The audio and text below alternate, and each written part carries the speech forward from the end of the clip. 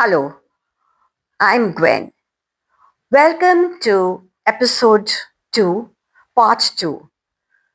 The story I'm going to read is from this book, Dark Nights and Eerie Shadows, Ghostly Anglo-Indian Tales. It is edited by Harry McClure and published by Anglo Inc. The name of the story is With a Little Help from the Blue Lady. It's written by me. This is a true life account of an encounter with a ghost in La Martiniere Girls' College, Lucknow. I was studying at La Martiniere at the time. I do recollect my brush with the blue lady. Or was it really her? I will leave it to you to decide. I was in class 5 and Miss Charan, my class teacher, asked me to take a set of books up to her room. It was a privilege to be chosen and I was thrilled. But there was only one hitch. I had to pass through the most haunted part of the school. I was terrified to go alone, and none of my friends were willing to come with me. You see, sports day was a couple of days away, and the army band had arrived and were rehearsing on the field. The fire brigade was there too, and they enthralled us with this huge wide arch of water that they sprayed to settle the dust, and one could see numerous little rainbows due to the sunlight dancing and sparkling through the shining arch.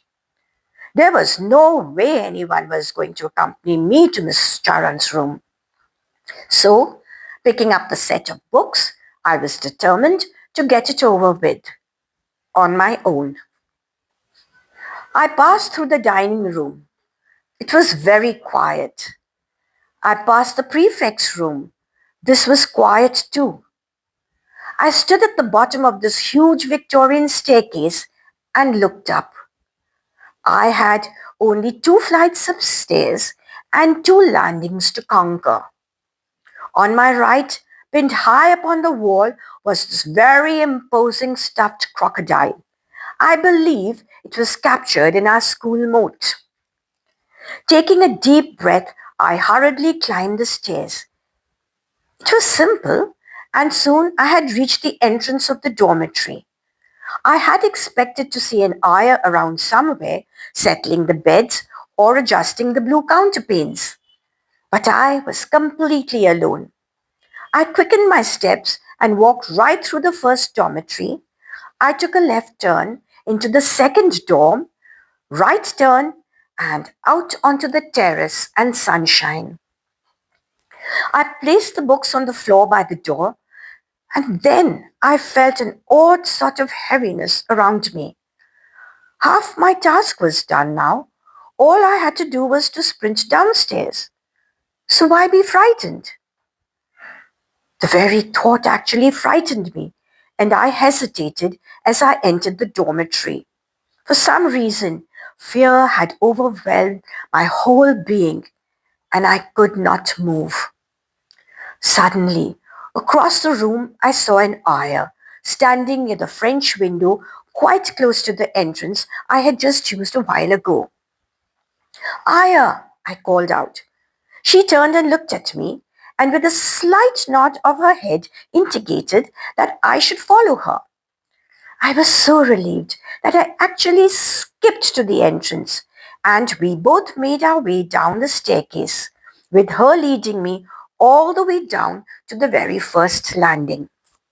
By now, I could hear the bearers moving about in the dining room, and the door to the prefect's room was ajar, and I could hear voices.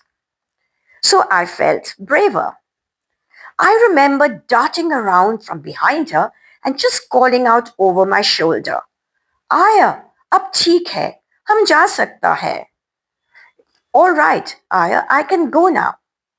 On reaching the bottom of the stairs, I did glance up, but saw no one there. I thought little of this, but soon forgot the whole incident too.